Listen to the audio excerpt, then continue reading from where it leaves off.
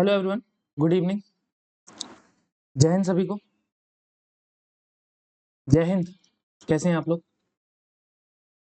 तो आज हमारा फोर्थ लेक्चर है और इसमें हम पढ़ रहे हैं continental drift theory, rocks and minerals और वोल्केनोज के बारे में। ठीक है, तो पहले लेक्चर में हमने यूनिवर्स पढ़ा, दूसरे में लैटिट्यूड लॉन्गिट्यूड्स वगैरह, थर्ड में हमने इंटीरियर ऑफ अर्थ और आज हमारा ये फोर्थ लेक्चर है। तो आज का ये जो आपका रॉक्स वाला जो टॉपिक है, इससे बहुत सारे क्वेश्चंस बनते हैं, तो मेक श्योर करना कि आप बहुत फोकस से देखें लेक्चर। आ जाइए, स्टार्ट करते हैं।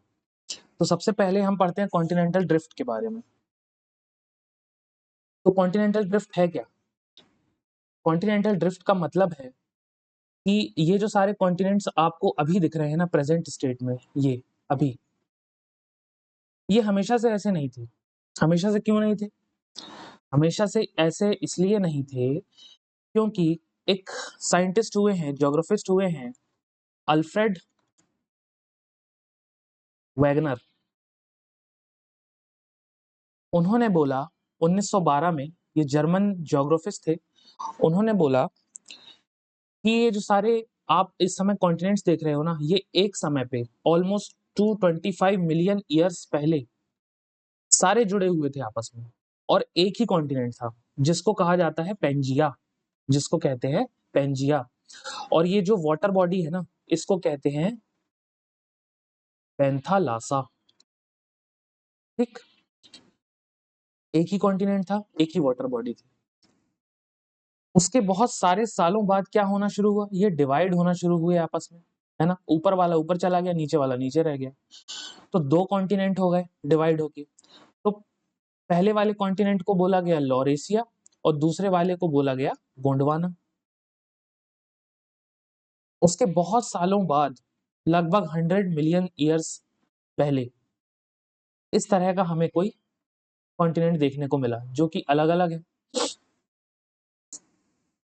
हमारा जो इंडिया है वो आप लोग याद रखेंगे कि ये इंडिया जो था, ये गोंडवाना का पार्ट था, गोंडवाना लैंड का। ठीक है, और फिर यहाँ से ड्रिफ्ट होता हुआ यहाँ पर आके मिला, जो कि हम आगे जब इंडियन ज्योग्राफी पढ़ेंगे तो वहां पर पढ़ेंगे कि ये जो सी बॉडी देख रहे हो ना, ये जो वाटर बॉडी है, ये है टिथिस सी।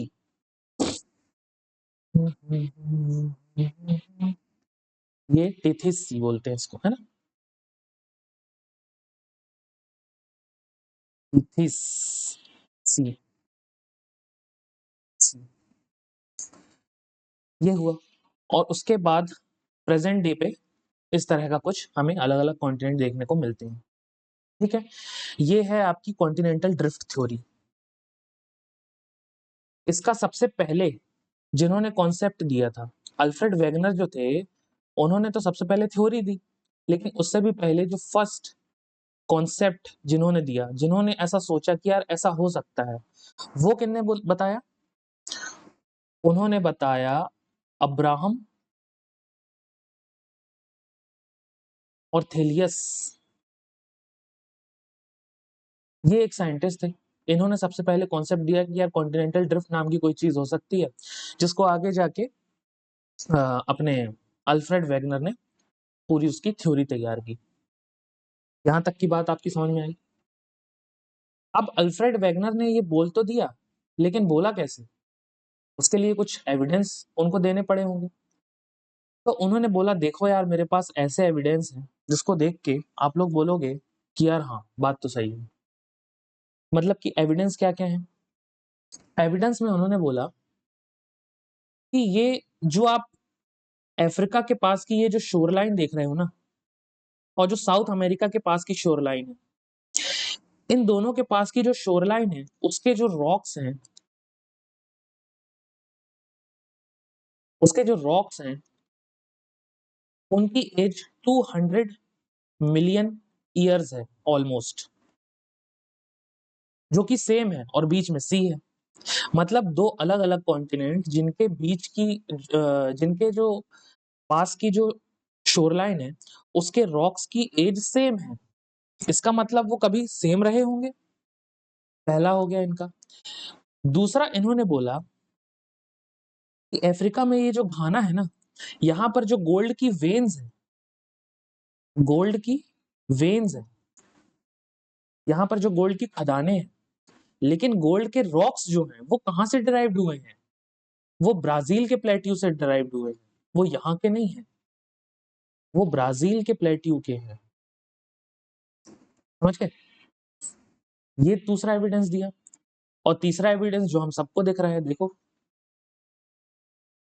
ये आपको नहीं लग रहा कि इसका शेप बिल्कुल इसके जैसा है, यानी ये आपस में चिपक सकते हैं तो एकदम बेस्ट फिट बैठेगा।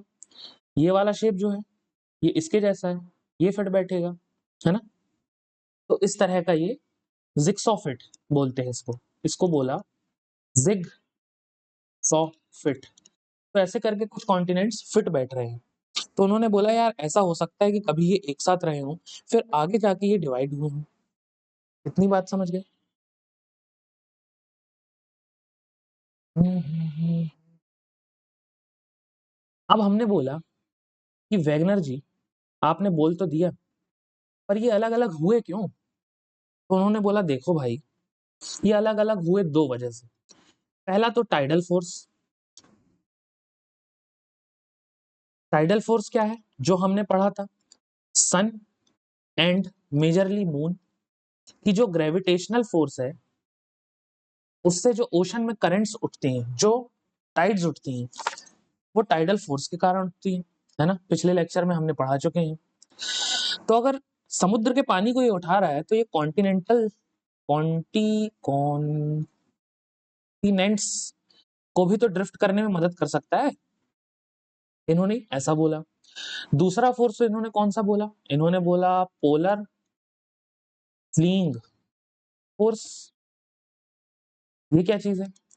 इन्होंने बोला कि अर्थ जो रोटेट रोटेट कर रही है ना अपनी एक्सिस पे, इसके कारण एक पोलर फ्लीइंग फोर्स लग रहा है अर्थ पे, उसके कारण भी कॉन्टिनेंट्स ड्रिफ्ट हो रहे हैं। ठीक है, तो हमने बोला ठीक है वैगनर जी, लेकिन हमको कुछ ठोस सबूत चाहिए था। फिर एक बार एक शख्स हुए आर्थर होम्स, इन्होंने बोला देखो भाई, कन्वेक्शन करंट नाम का एक फिनोमेना हमारी अर्थ के अंदर एग्जिस्ट कर रहा है, जिसकी वजह से ये पूरा ड्रिफ्ट कॉन्टिनेंट्स का चल रहा है। हमने बोला ये क्या होता है? तो उन्होंने बोला पिछले लेक्चर में तो आपको पढ़ाए थे, भूल गए क्या? तो जिन्होंने नहीं देखा देख लो। तो कन्वेक्शन करंट होता क्या है? मेंटल के अपर पार्ट में जहां एस्थेनोस्फेयर है,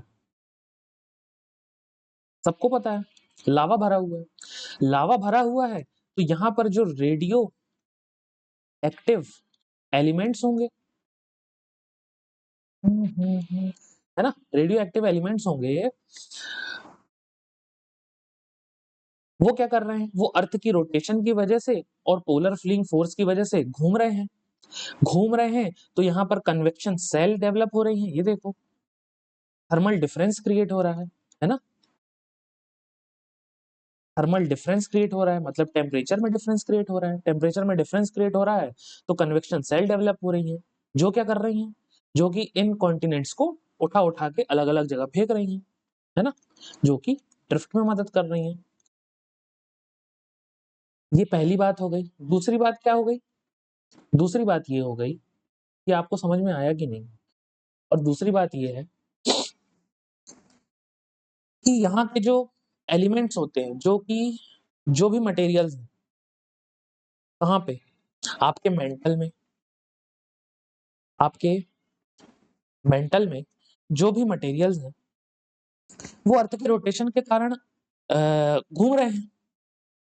तो घूम रहे हैं तो यहाँ पर हीट इतनी ज्यादा जनरेट हो रही है क्योंकि एस्टेनोस्फेयर है, हीट ज्यादा जनरेट होगी तो ज्यादा आपके लेस डेंस हो जाएंगे। लेस डेंस जैसे ही होंगे, लेस डेंस होंगे, लेस डेंस होंगे तो कन्वेक्शन के कारण क्या होगा? ऊपर की तरफ उठेंगे, राइज करेंगे, राइज करेंगे तो क्रस्ट की तरफ आएंगे, क्रस्ट की तरफ आएंगे तो ठंडे हो जाएंगे, कूल हो जाएंगे, कूल हो जाएंगे तो डेंसर हो जाएंगे, जब डेंस हो जाएंगे तो फिर से नीचे की तरफ जाएंगे, कोर की तरफ जाएंगे, कोर की तरफ जाएंगे फिर से गर्म हो जाएंगे तो फिर से राइज करेंगे।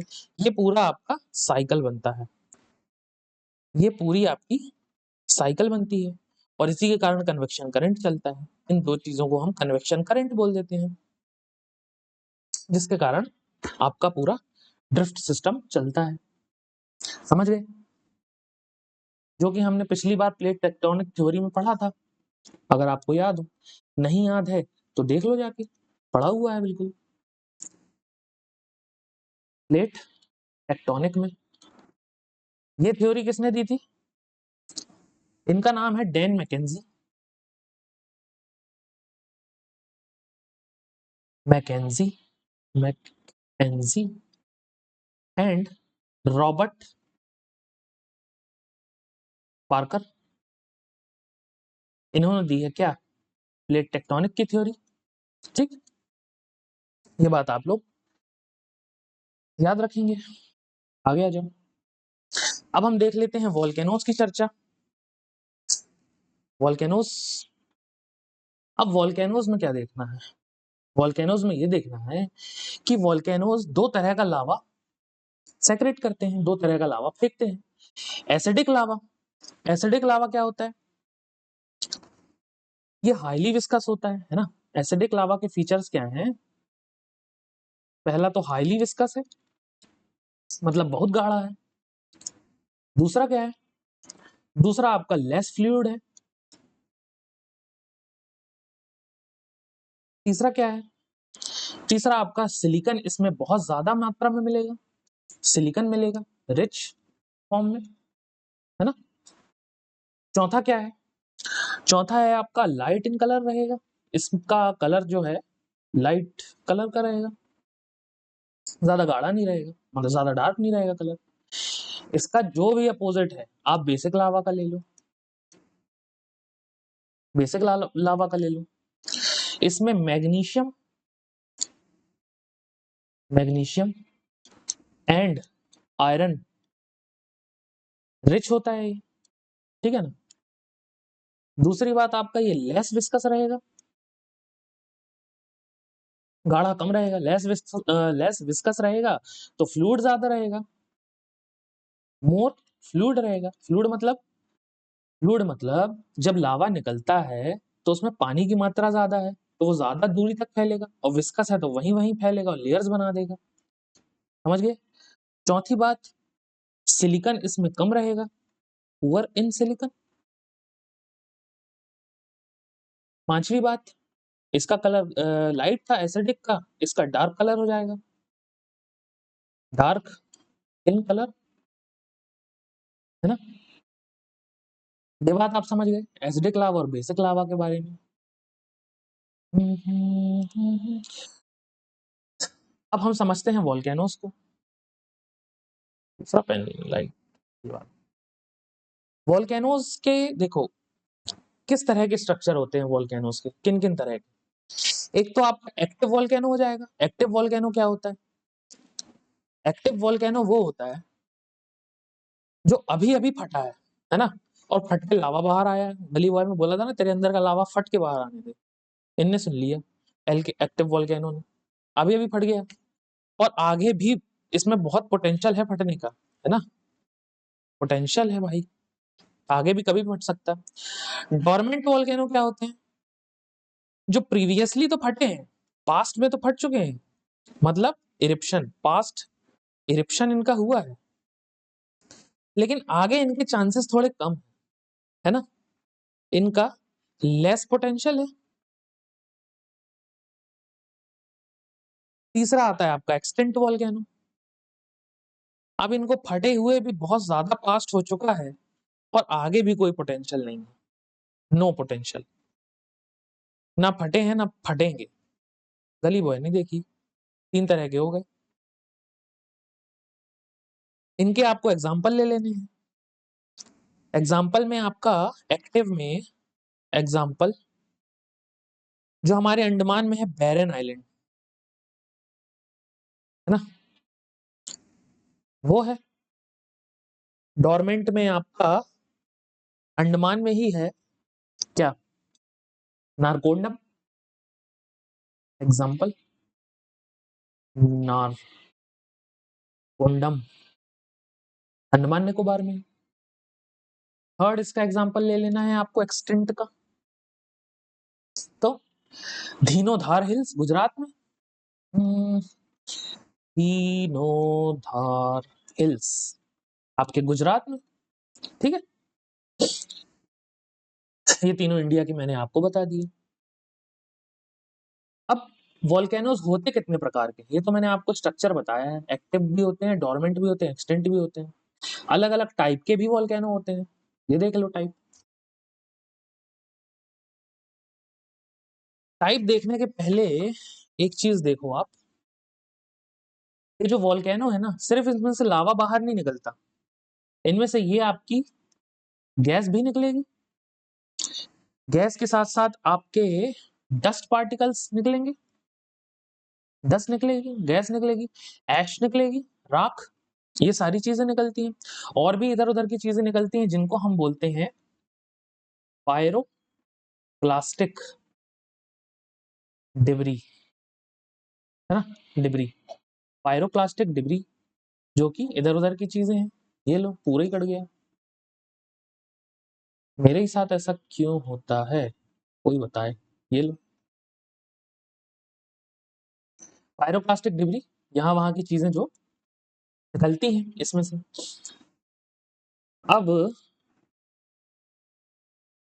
इसका ये जो माउथ है, किसका, अपने वोल्केनो का, उसको क्या बोलते हैं, जब ये नैरो होगा, छोटा सा होगा तो इसको बोल देंगे हम, नैरो होगा तो वेंट,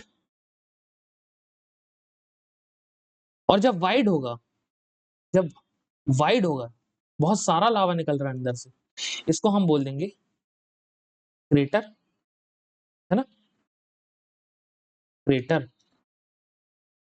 ये बात हो गई, ये अलग चीज है ना।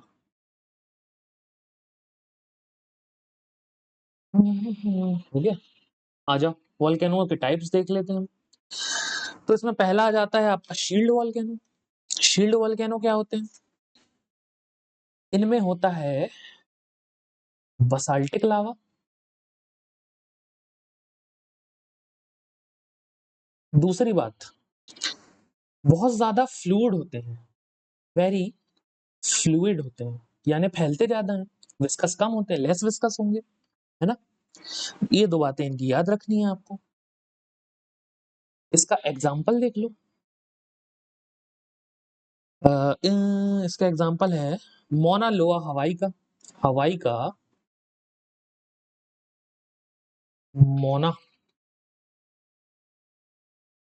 क्या स्पेलिंग है, मोना लोआ, है ना, ये इसका एग्जाम्पल है। दूसरा आ जाओ आप स्ट्रेटो वॉल्केनो, इन्हीं को हम कंपोजिट वॉल्केनो बोल देते हैं, है ना।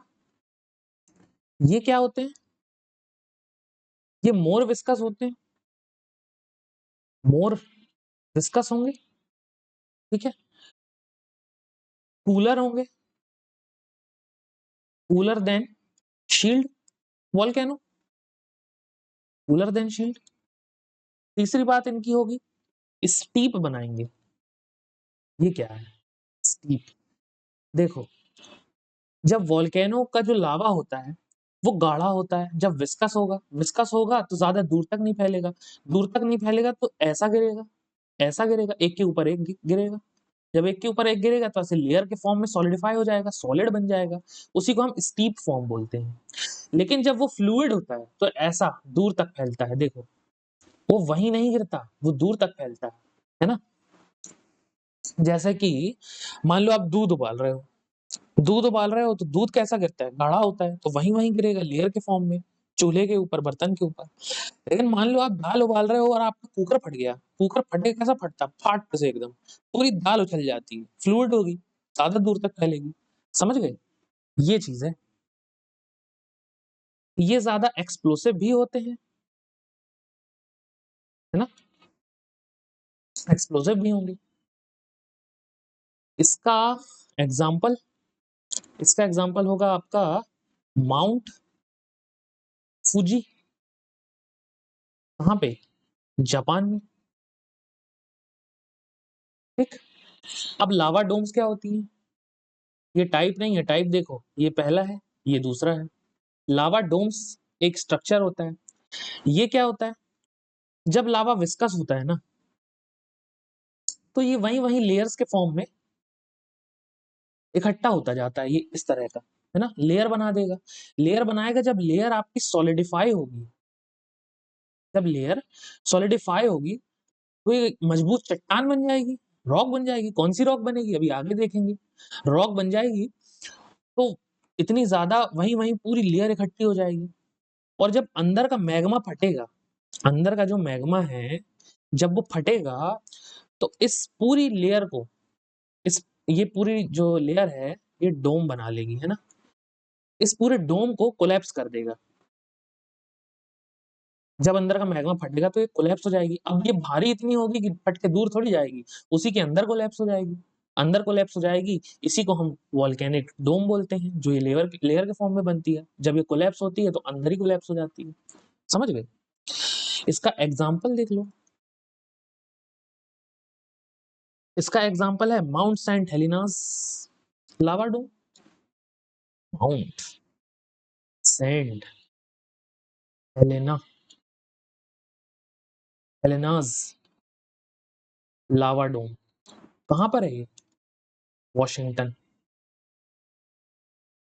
वॉशिंगटन, ठीक, वॉशिंगटन कहाँ है अभी तो पता ही होगा, यूएस में। आगे देखो, थर्ड टाइप देखो, सिंडर कोन वॉल्केनो। ये क्या है, सिंडर कोन का मतलब है जब लावा यहां से निकलता है तो कोन के शेप में आता है ना। ये वाला वॉल्केनो कोन के शेप में रहता है। इसका जो पायरोक्लास्टिक जितने भी इसके मटेरियल निकलेंगे ना, ये यहीं पर एकत्रित हो जाएंगे, ज्यादा दूर तक जाएंगे नहीं, तो ये कोन के शेप में बन जाएगा। बस इसमें याद रखने वाली यही बात है, कोन शेप रहता है ये, है ना। इसका एग्जाम्पल देख लो। इसका एग्जाम्पल है पेरिक्यूटिन, मैक्सिको का। पेरिक्यूटिन, मैक्सिको, ठीक।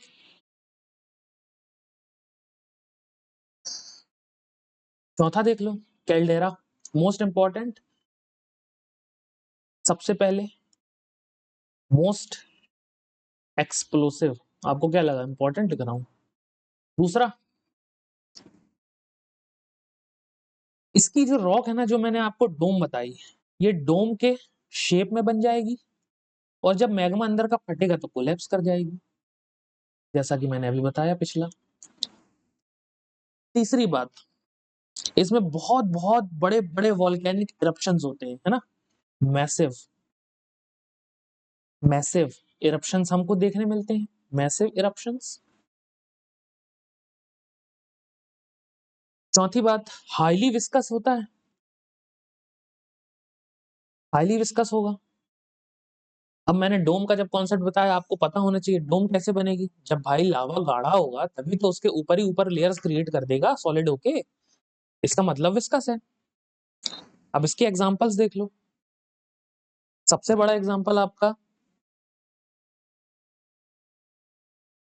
है crater lake. Crater lake, very famous lake in USA, है ना। बाकी येलोस्टोन काल्डेरा भी है यूएस में, और भी है ना। ये वाला एग्जांपल आपको याद रखना है। अब ये क्या है, लावा प्लेट्यूस, फ्लड बेसाल्ट। लावा प्लेट्यूस क्या होते हैं, जब लावा इसके वेंट से ना निकल के, वेंट से क्यों नहीं निकलता लावा, क्योंकि ये हाईली फ्लूइड होता है, मतलब पतला बहुत ज्यादा होगा, पतला होगा तो वेंट तक पहुंचेगा ही नहीं। पहले ही ये जो अंदर की इसकी चट्टाने रहेंगी उनमें ही क्रैक बना के यूं फैलने लगेगा। ये देखो, वेंट से तो निकलेगा, इरप्ट होगा, बाकी ये चट्टानों से भी निकल के फैलेगा। जब फैलेगा तो बहुत लार्ज एरिया को कवर करेगा, लार्ज एरिया को कवर करेगा, ठीक, स्प्रेड हो जाएगा, स्प्रेड होके सॉलिडिफाई हो जाएगा, सॉलिडिफाई हो जाएगा इसका लावा, सॉलिडिफाई हो जाएगा, लो विस्कोसिटी होगी, इसका जो मैग्मा होगा वो बसाल्टिक होता है, बसाल्टिक होता है इन नेचर, बसाल्टिक मैग्मा होता है। इसके एग्जाम्पल क्या है? तो हमारा भारत का डेक्कन ट्रैप्स है ना, डेक्कन ट्रैप्स ऑफ इंडिया इसके एग्जाम्पल है। इंडिया और भी है, लेकिन आपको डेक्कन ट्रैप्स याद रखना है। हाँ, ये हो गई वॉल्केनोस की बात। और आगे आ जाओ। एक बात यहां पर आगे बता देता हूं।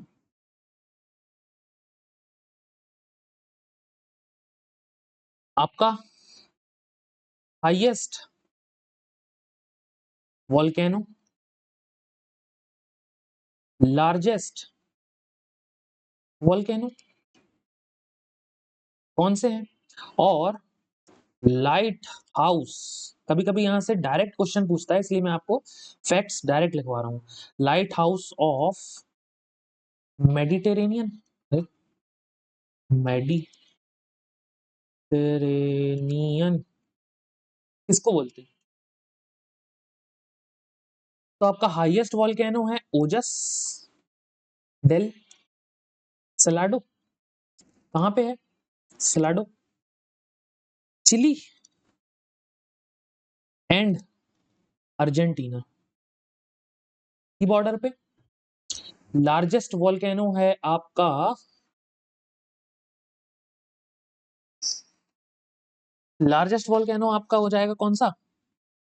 स्ट्रोम्बोली, नहीं स्ट्रोम्बोली नहीं, मोना लोआ, जो मैंने आपको एक्टिव वाले में बताया था, मोना लोआ। कहाँ पर? हवाई में, एक्टिव वाले में नहीं, पहले वाले में, सील्ड वॉल्केनो में। Light house of the Mediterranean किसको बोलेंगे हम? स्ट्रेम बोली। ठीक, ये कहां पर है स्ट्रेम बोली? आपका इटली। ठीक, ये तीनों चीजें आपको याद रखनी। यहां तक कि किसी को कोई कंफ्यूजन? आपको जो भी डाउट्स आए आप कमेंट्स में लिखिए, कमेंट्स में आप लिखेंगे तो अगले लेक्चर में हम वो डाउट सॉल्व करके फिर अपना लेक्चर स्टार्ट कर देंगे, है ना। और अगर आपको वीडियोस लंबे लग रहे हैं वो मुझे बताइए, शॉर्ट वीडियोस के कॉन्सेप्ट्स डालूंगा फिर मैं। चलिए आगे बढ़े। ठीक, वॉल्केनोज जो हैं और भी अलग अलग लैंडफॉर्म्स क्रिएट करते हैं। कौन कौन से? Caldera lakes. कैल्डेरा लेक्स क्या होती हैं? कैल्डेरा वॉल्केनोज जो होते हैं ये जब फट गए तो इनमें जब बरसात का पानी भर गया या नीचे का जो अपना अर्थ के अंदर का पानी है वो प्रेशर के कारण ऊपर आया तो इस तरह इकट्ठा हो गया, इन्होंने लेक्स बना ली, इसको कैल्डेरा लेक्स बोल दिया, है ना। कैल्डेरा लेक्स आपकी एग्जाम्पल में अगर आपसे कोई पूछे तो आपकी है crater lake. Crater lake USA. ठीक, पोस्ट कल्डेरा वॉल्केनो। पोस्ट कल्डेरा वॉल्केनो क्या होते हैं? पोस्ट मतलब फट चुका है, इरप्ट हो चुका है, उसके बाद ठंडा हुआ, ठंडा होके इसने ये वाले स्ट्रक्चर बना लिया अलग अलग वॉल्केनो के, इन्हें पोस्ट कल्डेरा वॉल्केनो बोल दिया, है ना। स्मॉलर होते हैं, जो कि सबसे बड़ा वॉल्केनो फटा उससे स्मॉलर हो जाएगा, कोन शेप में आ जाएगा। इसका एग्जाम्पल आपका आ जाएगा जेडेम्सा।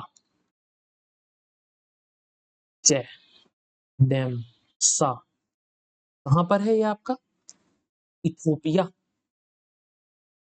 इथोपिया, यहीं पर हम यूएन में पीस कीपिंग फोर्स भेजते हैं, इंडियन आर्मी बहुत सारी जाती है।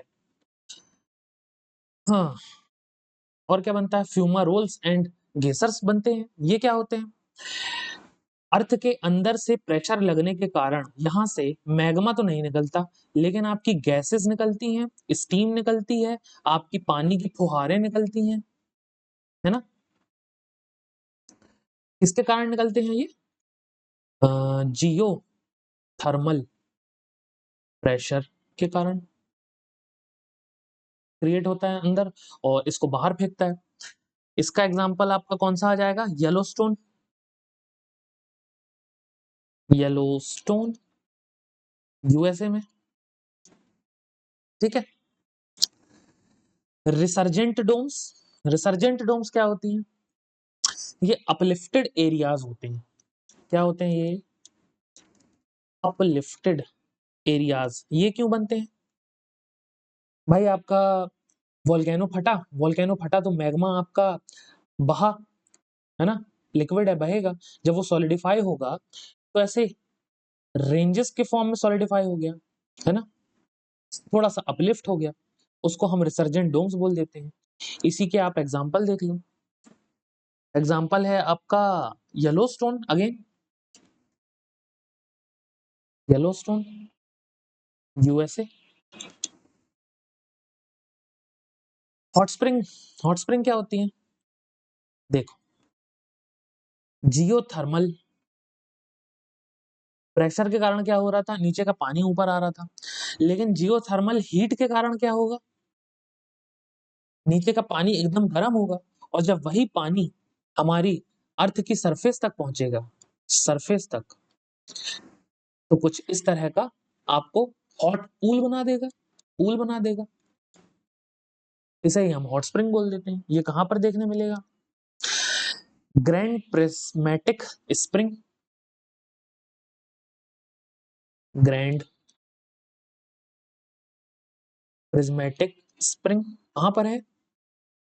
ये येलोस्टोन नेशनल पार्क आपका यूएसए में, है ना, वहीं पर। अब आपको कुछ आपके वर्ड्स आपको याद रखने हैं। कहां पर लिख दूं? यहां पर लिख दूं? हाँ। चलो आगे बता दूंगा।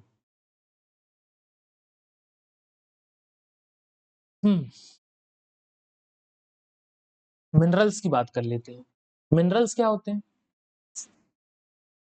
मिनरल्स आपके होंगे, आपकी अर्थ की जो क्रस्ट है ना, अर्थ की जो क्रस्ट है वो अलग अलग एलिमेंट्स से मिलकर बनी है।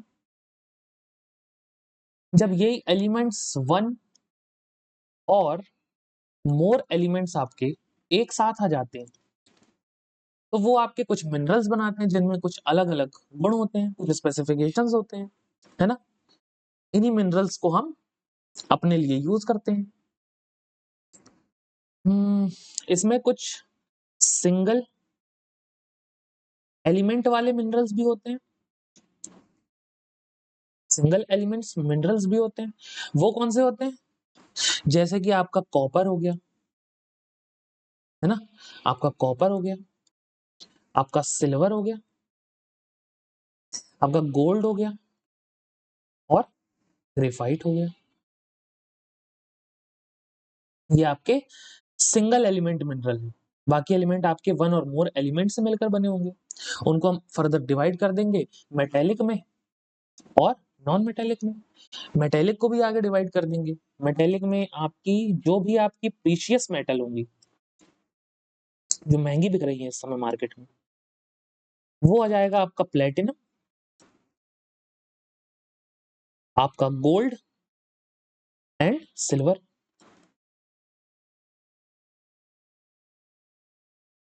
ये आपकी प्रीशियस मेटल हो गई।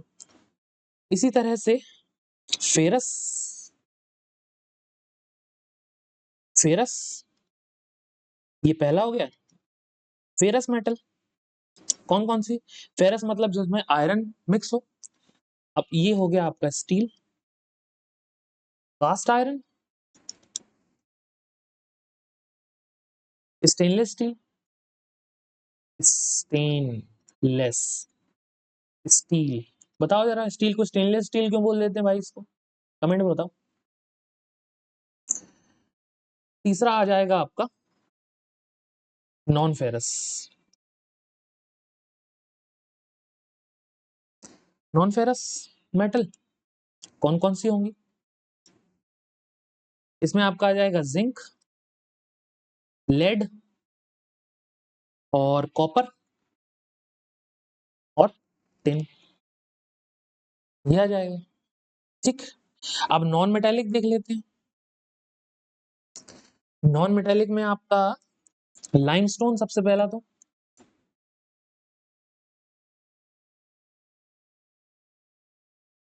दूसरा आपका माइका हो जाएगा, तीसरा आ जाएगा आपका डोलोमाइट, और चौथा आ जाएगा जिप्सम। ये आपके नॉन मेटेलिक मिनरल्स हो जाएंगे। एक और मिनरल होता है क्वार्ट्ज। इसको आपको क्वार्ट्जाइट से कंफ्यूज नहीं होना। क्वार्ट्जाइट जो होती है वो एक रॉक होती है और क्वार्ट्ज जो होता है वो मिनरल होता है। ये आपका मिनरल है जो कि सिलिकॉन और एल्यूमिनियम से मिलकर बना होता है। हमने देखा था लेक्चर में, दूसरे लेक्चर में, कि सिलिकॉन और एल्यूमिनियम, तीसरे लेक्चर में देखा था ग्रेनाइटिक नेचर के होते हैं। मतलब ग्रेनाइट रॉक जो होती है वो सिलिकॉन और एल्यूमिनियम से ही बनी होती है ना। और ग्रेनाइट क्या है? एक तरह की इग्नियस, अभी हम आगे पढ़ेंगे, इग्नियस रॉक है। तो ये क्वार्ट्ज जो है वो मिनरल है, ना कि आपका क्वार्ट्जाइट। क्वार्ट्जाइट जो है वो एक रॉक है ना। क्वार्ट्जाइट कैसी रॉक है? आपकी मेटामॉर्फिक। ये क्या होता है अभी आगे पढ़ेंगे। रॉक्स, रॉक्स के बारे में पढ़ लेते हैं। रॉक्स क्या होता है? अर्थ के अंदर बहुत सारी रॉक्स पाई जाती हैं, अर्थ के अंदर भी और सरफेस में भी। उसमें से पहला हम पढ़ रहे हैं इग्नियस रॉक। इसी को हम बोल देंगे आग्नेय चट्टान। है ना? आग्नेय चट्टान।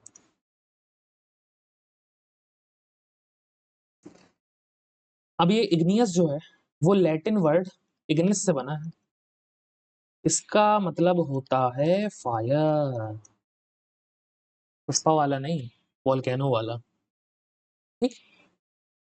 अब ये होता क्या है इग्नियस रॉक? ये नीचे लावा है, मैग्मा चैम्बर में ये पूरा लावा भरा हुआ है ना।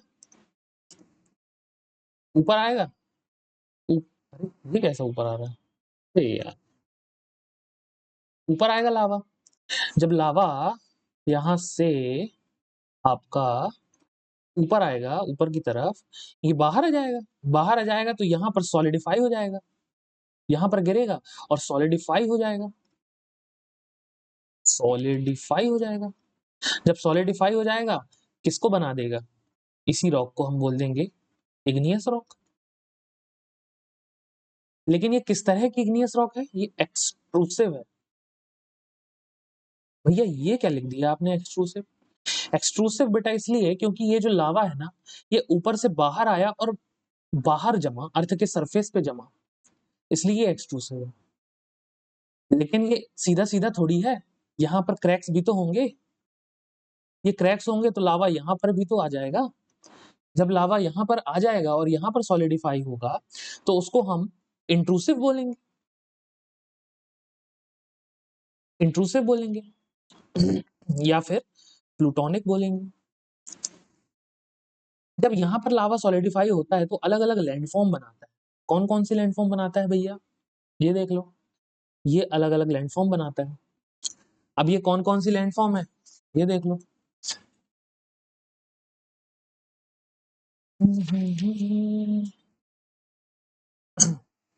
देखो, जब आपका लावा नीचे है, अगर वो चैम्बर में ही सॉलिडिफाई हो गया, तब वो उसको बोलेंगे बैथोलिथ। ठीक, बैथोलिथ बोलेंगे। लेकिन अगर वो एक कनेक्टेड पाइप से, कनेक्टेड पाइप के द्वारा ऊपर आया और एक लेवल बना लिया उसने अपने लिए, है ना, एक लेवल बना लिया और मिनी बैथोलिथ टाइप का स्ट्रक्चर बनाया, मिनी बैथोलिथ बना लिया, इसको हम बोल देते हैं लैकोलिथ। इसको हम बोल देंगे आपका लैकोलिथ। ठीक, एक स्ट्रक्चर ये हो गया। दूसरा, अगर आपका ये सॉसर शेप बनाया, सॉसर शेप या फिर कॉनकेव शेप, ये जो मैं आपको शेप बोल रहा हूं, इनको आपको एज अ कीवर्ड ऐसे के ऐसे ही याद रखना है। अगर चैम्बर बोला है तो बैथोलिथ होगा, कनेक्टेड टू अ पाइप बोला है तो लैकोलिथ होगा, सॉसर शेप या कॉनकेव बोला है तो आपका लोपोलिथ होगा, लोपोलिथ होगा। ठीक, ये इस तरह का सॉसर शेप बन जाता है। और ऊपर चलो, अगर आपका इस तरह हॉरिजॉन्टल बनता है, बोलोगे भैया ये तो कॉनकेव दिख रहा है, लेकिन नहीं, ये हॉरिजॉन्टल है इस तरह से, तो आपका सेल होगा। और ये अगर वर्टिकल है इस तरह से ऊपर की तरफ, तो इसको बोल देंगे डाइक। ठीक, ये बात समझ में आई? ठीक, उसी के नीचे देखो, ये अगर इस तरह का उभार बना रहा है और इस तरह का नीचे जा रहा है, इसको बोल देते हैं एंटीक्लाइन। एंटीक्लाइन, ये जो उभार है इसको हम एंटीक्लाइन बोल देते हैं, और ये जो नीचे जा रहा है इसको सिंक्लाइन बोल देते हैं, सिंक्लाइन बोल देते हैं। ठीक, ये जो बना रहा है स्ट्रक्चर, इसको क्या बोलेंगे? फेकोलिथ। फेकोलिथ जब भी आपसे पूछेगा तो आपको दिया रहेगा एंटीक्लाइन और सिंक्लाइन बने होंगे, उसमें आपको फेकोलिथ बने होगा। या फिर बोलेगा आपको, कहाँ गया पेन? या फिर बोलेगा वेवी मास ऑफ स्ट्रक्चर, है ना, वेवी यानी वेव की तरह, वेवी मास ऑफ स्ट्रक्चर आपसे पूछेगा किस में बनता है, तो आपको बोल देना है फेकोलिथ में। ठीक है, कंक्लूड कर दूं अगर नहीं समझ में आया? देखो, हम पढ़ रहे हैं सबसे पहले इग्नियस रॉक, सबसे पहला टाइप है, इसको हिंदी में आग्नेय चट्टान बोल देते हैं। जब नीचे का लावा फट के ऊपर आता है, इरप्ट होता है, और लावा वोल्केनो के ऊपर ही सॉलिडिफाई होता है, ऊपर गिर के, तो उसको हम इग्नियस रॉक बोल देते हैं जब वो सॉलिडिफाई हो जाएगा। लेकिन ये एक्सट्रूसिव है, बाहरी है इग्नियस रॉक, और अंदर की इंट्रूसिव इग्नियस रॉक किसको बोलेंगे? क्योंकि लावा अंदर ही अंदर क्रैक्स के थ्रू भी तो जमेगा, उसको हम इंट्रूसिव बोल देंगे या प्लूटोनिक बोल देंगे। अब जब वो अंदर जमेगा तो अंदर ही अंदर अलग अलग टाइप के आपके लैंडफॉर्म बना देगा। इन लैंडफॉर्म की हम स्टडी कर रहे थे। जब आपका कोई लैंडफॉर्म ऐसा बने जो कि मैग्मा चैम्बर के ही अंदर आपका मैग्मा जम चुका है, सॉलिडिफाई हो चुका है, वो आपका होगा बैथोलिथ। ठीक है, लेकिन अगर वो एक कनेक्टेड पाइप के थ्रू ऊपर आया, उसको हम लैकोलिथ बोल देंगे, जो कि ऊपर आया और बैथोलिथ की तरह जम गया, उसको हम मिनी बैथोलिथ या लैकोलिथ बोल देंगे। ऊपर आके अगर वो कॉनकेव शेप का हुआ, सॉसर शेप का हुआ, उसको हम लेपोलिथ बोल देंगे या लोपोलिथ बोल देंगे। ठीक है, ऊपर आके अगर आपका एक उभार दिखा रहा है और एक नीचे की साइड जा रहा है, यानी एंटीक्लाइन और सिंक्लाइन बन रहा है, या वेव की तरह स्ट्रक्चर है, उसका वेवी मास ऑफ स्ट्रक्चर है, उसको हम बोल देंगे आपका फेकोलिथ। और ऊपर आ जाओ, अगर हॉरिजॉन्टली जा रहा है बिल्कुल ही, उसको हम सेल बोल देंगे, और वर्टिकल जा रहा है उसको हम डाइक बोल देंगे। ये बात ठीक है? ठीक, आगे आ जाओ। दूसरी टाइप की रॉक यानी सेडिमेंट्री रॉक। रुको, पहले इग्नियस रॉक में आपको इसके एग्जांपल्स याद रखने हैं। कौन कौन से एग्जांपल हैं इसके? ये देखो, ये सारे आपके एग्जांपल्स हैं। ग्रेनाइट याद कर लो, गैब्रू याद कर लो, है ना, बसाल्ट याद कर लो, आपका प्यूमाइस याद कर लो, ऑब्सीडियन याद कर लो। ऑब्सीडियन का एक ऐप भी है जिसमें आपका एक्सकेलीड्रॉ नाम का एक बहुत अच्छा सॉफ्टवेयर है, ऑब्सीडियन याद कर लो। ठीक, ग्रेनाइट, गब्रू, बसाल्ट, प्यूमाइस, पेगमेटाइट, है ना, ये है। पेरिडोटाइट, ये है, इसको याद करना है आपको। ठीक, इंट्रूसिव रॉक जो होती है आपकी, इंट्रूसिव रॉक और एक्सट्रूसिव रॉक, इसमें आपको कुछ डिफरेंस देखने हैं। डिफरेंस देखने हैं। इंट्रूसिव जो होगी आपकी, वो कूल स्लोली होगी। क्यों धीरे धीरे कूल क्यों होगी? क्योंकि अंदर की है, अंदर के लैंडफॉर्म है, ये अंदर की चट्टान है। तो जब मैग्मा आपका अंदर ही है, तो ये जो वॉल्केनो का स्ट्रक्चर है, ये इंसुलेशन का काम करेगा ना इसके लिए, है ना, इंसुलेशन करेगा अंदर की चट्टानों की, बाहर की हवा नहीं पहुंचने देगा, तो कूल स्लोली होगी। और एक्सट्रूसिव रॉक आपकी एटमॉस्फेयर में आ जाएगी, आपकी हवा जल्दी लगेगी, तो कूल रैपिडली होगी, रैपिडली होगी आपकी। इतनी बात समझे? आपके ग्रेनाइट, देखो आपके ग्रेनाइट, डियोराइट और गबरू या गैब्रो इंट्रूसिव है। इंट्रूसिव के एग्जांपल हैं, और एक्सट्रूसिव के देखो, एक्सट्रूसिव के एग्जांपल कौन कौन से हैं? बसाल्ट हो गया आपका, प्यूमाइस हो गया, है ना, ये आपके एक्सट्रूसिव के हैं। ऑब्सीडियन हो गया, ये आपके एक्सट्रूसिव के हैं। आगे आ जाओ, सेडिमेंट्री रॉक में आ जाओ दूसरे में। सेडिमेंट्री को हम बोलते हैं अवसादी चट्टान। अवसादी चट्टान, अवसादी क्यों? अब देखो, मान लो आपकी कोई इग्नियस रॉक है, अभी मैंने सिर्फ इग्नियस पढ़ाई है तो मैं इग्नियस का एग्जांपल ले रहा हूँ, नहीं तो मेटामॉर्फिक भी हो सकती है, ये खुद सेडिमेंट्री भी हो सकती है। अभी कैसे रॉक साइकिल में आपको समझ में आएगा। कोई भी रॉक है आपकी, अगर मैं इसमें तोड़फोड़ कर दूं, तोड़ फोड़, इस तोड़फोड़ को हम बोलेंगे वेदरिंग। वेदरिंग और भी अपने आप में एक मतलब सब्जेक्ट है, लेकिन समझ लो कि तोड़फोड़ हो गई तो ये फ्रेगमेंटेड हो जाएगी। क्यों तोड़फोड़ होती है? इसमें काम करता है आपका डेन्यूडेशन, डेन्यूडेशन एजेंट। ये क्या होते हैं? ये होते हैं जो कि तोड़फोड़ करवाते हैं। अब ये क्या होते हैं, ये भी आगे आपको अगले लेक्चर में समझ में आएगा। रॉक अगर आपकी टूट फूट गई, उसमें वेदरिंग हो गई, ठीक, वेदरिंग होगी, फिर होगा उसमें इरोजन। इरोजन होगा, इरोजन का मतलब क्या होता है? इरोजन का मतलब होगा ट्रांसपोर्ट होना, ट्रांसपोर्टेशन। ये कौन करवाता है? ये आपके एक्सोजेनिस एजेंट्स करवाते हैं। ये क्या होते हैं, ये भी अगले लेक्चर में पता चलेगा। डेन्यूडेशन आपके तोड़फोड़ करते हैं, एक्सोजेनस आपके उसको लेके ट्रांसपोर्ट कर देते हैं, मूव कर देते हैं, एक जगह से दूसरी जगह मूव कर देते हैं। इरोजन हो गया। तो आपकी ऐसी ऐसी करके फ्रेगमेंटेड चट्टाने एक जगह से दूसरी जगह मूव हो जाएंगी,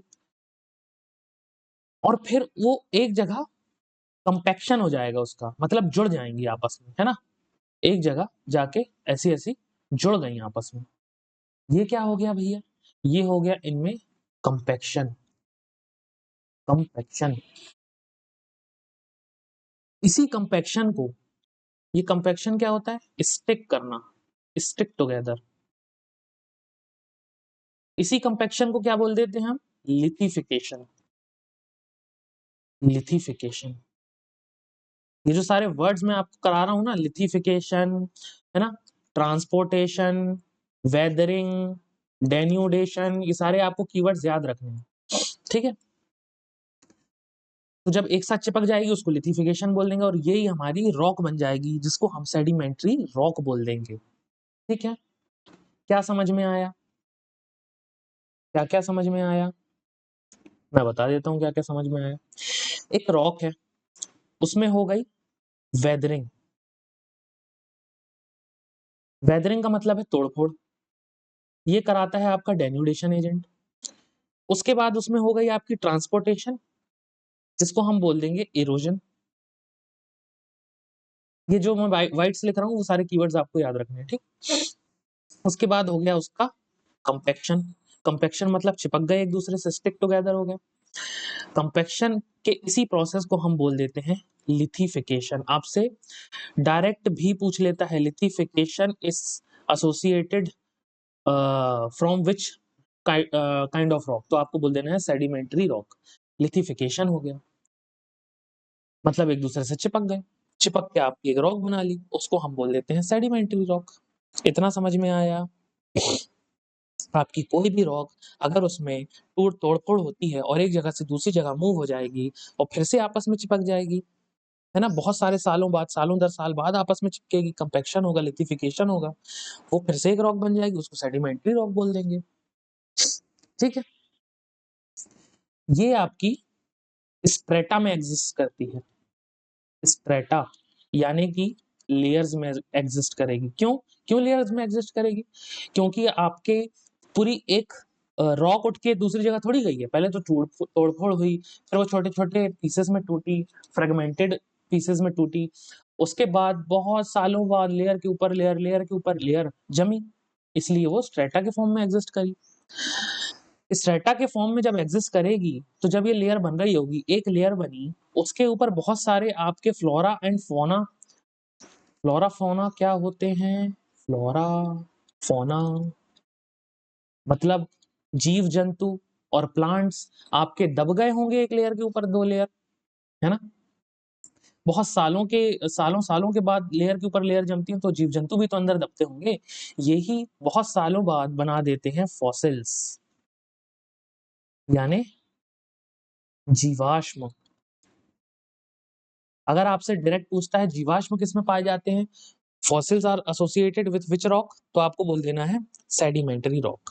ठीक ठीक, इसी के कारण, फॉसिल्स होने के कारण ही यहाँ क्या होता है, आपके रिच सोर्स ऑफ मिनरल्स होते हैं, ये रिच सोर्स ऑफ मिनरल्स, है ना, ये हो जाएगी आपकी सेडिमेंट्री रॉक। अब सेडिमेंट्री रॉक बनती किन तरीकों से? तो तीन तरीकों से बनती है, तीन तरीकों से बन जाएगी। पहला आपका ऑर्गेनिकली, ऑर्गेनिकली मतलब जिनमें आपके ऑर्गेनिज्म शामिल हो, जैसे फ्लोरा एंड फौना, जीव जंतु प्लांट, वो शामिल हो। केमिकली, कुछ केमिकल का यूज होके हो रहा हो, है ना। तीसरा मैकेनिकली, जिसमें आपके फोर्सेस लग रहे हैं। अच्छा, ये जो ट्रांसपोर्टेशन है, इरोजन है, तोड़फोड़ है, ये सब होता कैसे है? ये सब होता है आपके विंड के कारण, ग्लेशियर्स की आइस के कारण, और आपके टेम्परेचर के कारण भी होता है कभी-कभी, है ना? वाटर के कारण होता है।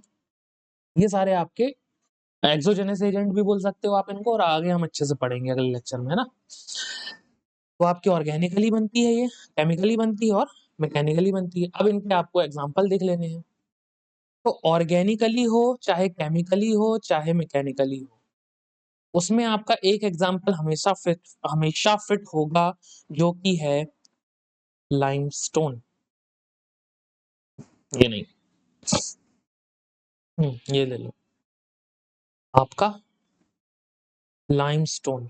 ये ऑर्गेनिकली भी बनता है, मैकेनिकली भी बनता है और केमिकली भी बनता है, लाइमस्टोन। तीनों का एग्जांपल हो जाएगा ये। और आपके कौन-कौन से हैं एग्जांपल? आगे देखते हैं। ऑर्गेनिकली में आपका चॉक भी आ जाएगा। नेक्स्ट उसमें समझा दूं क्या? नेक्स्ट स्लाइड में, है ना?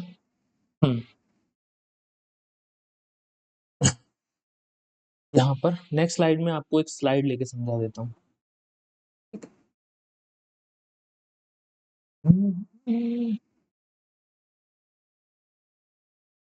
ठीक,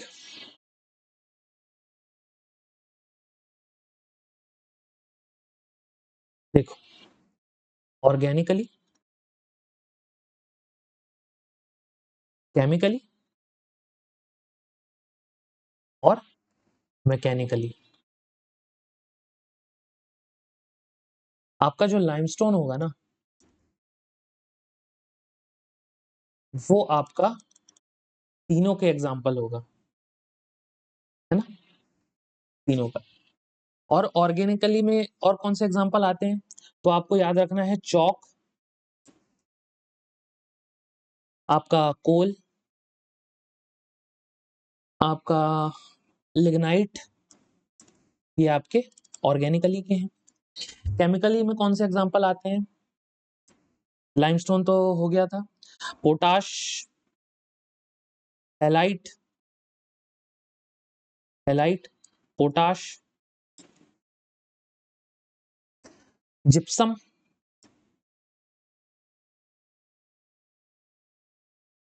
आपका शर्ट, मैकेनिकली में कौन कौन से आ जाएंगे आपके, लाइमस्टोन हो गया, कॉन्ग्लोमेरेट, है ना, सैंडस्टोन, सैंडस्टोन आ जाएगा आपका, और शेल हो गया। इससे ही आगे जाके आपकी स्लेट बनती है, मेटामॉर्फिक रॉक, है ना। ये आपके हो गए। जब आप सीडीएस वगैरह देंगे या सीएपीएफ, उसमें आपका ये डीप में पूछता है, एसएससी में उतना डीप में नहीं पूछता, ठीक। तो आपको ये वाले एग्जांपल्स आपको याद रखने हैं, ठीक। सेडिमेंट्री के हो गए। बाकी यहाँ चार्ट है, चार्ट देख लो। तीसरा, थर्ड, मेटामॉर्फिक, इसको हम बोलते हैं कायांतरित और रूपांतरित चट्टान। कायांतरित और रूपांतरित, ये होता क्या है? अगर कोई इग्नियस रॉक है या कोई अपना सेडिमेंट्री रॉक, उसमें मैं पी वी टी चेंजेस कर दूं, यानी प्रेशर, वॉल्यूम या टेम्परेचर का चेंज कर दूं, वो बन जाएगा आपका metamorphic rock. Metamorphic rock metamorphism से आया है, जिसका मतलब होता है चेंज इन फॉर्म। कुछ नहीं करती है, अपनी फॉर्म चेंज कर लेती है, किससे? प्रेशर, वॉल्यूम और टेम्परेचर के डिफरेंस क्रिएट होने से, ठीक है। यहां तक कोई बात समझ में ना आ रही हो? अब देखो, डायनेमिकली भी फॉर्म चेंज होती है, थर्मली भी फॉर्म चेंज होती है। डायनेमिकली का मतलब जब आपका उसमें कोई केमिकल इंक्लूड ना हो, केमिकल का कोई इंक्लूजन ना हो, वो मैकेनिकली फॉर्म चेंज कर रही हो, वो हम डायनेमिकली मेटामॉर्फिज्म बोल लेंगे उसको। इसके आपके फर्दर दो डिवीजन आ जाएंगे। पहला आ जाएगा आपका कांटेक्ट और दूसरा आ जाएगा रीजनल। कांटेक्ट क्या होते हैं? कांटेक्ट अभी तुम्हें चलो यही बता देते हैं। ये आपका लावा वो है, वोल्केनो है, ये आपका मैग्मा है, यहाँ से बाहर जा रहा है, ये देखिए बाहर जा रहा है। तो जब मैग्मा यहाँ से उठ के बाहर जाएगा, तो इसकी जो आसपास की चट्टानें होंगी, दूसरे पेन से करने दो, यहाँ की जो आसपास की ये वाली जो चट्टानें होंगी ना, ये पहले तो कूल होंगी, लेकिन जब मैग्मा इनमें से उठ के ऊपर जा रहा होगा, यहाँ का टेम्परेचर एकदम से बढ़ेगा, एकदम से बढ़ेगा, तो ये भी एकदम से फिर सॉलिडिफाई होंगे ठंडा होने के बाद। डायनामिक चेंज आ गया, टेम्परेचर का बढ़ने से, टेम्परेचर के डिफरेंस क्रिएट होने से आपका मेटामॉर्फिक रॉक में तब्दील हो जाएगा। इसी को हम बोल देते हैं कांटेक्ट मेटामॉर्फिज्म। दूसरी बात आपकी रीजनल। रीजनल क्या होती है? रीजनल होती है जब आपकी, मैंने आपको बताया, प्रेशर लगने से। रीजनल तब होता है जब आपका प्रेशर लगता है, बहुत भयंकर प्रेशर लगता है। कैसे? पिछले लेक्चर में हमने समझा था कि जो आपकी कन्वर्जेंट प्लेट बाउंड्रीज होंगी, कन्वर्जेंट, उससे क्या होगा? उससे आपका ये इस तरफ जा रही है, इस तरफ जा रही है, बहुत सारा एकदम यहाँ से प्रेशर क्रिएट करेगी। बहुत सारा प्रेशर क्रिएट होने से यहाँ की रॉक्स जो हैं वो बदल जाएंगी किसमें? मेटामॉर्फिज्म, मेटामॉर्फिक रॉक में, मेटामॉर्फिक में बदल जाएगी, जो भी वहां पे पहले रॉक थी। समझ गए? ये रीजनल हो गया।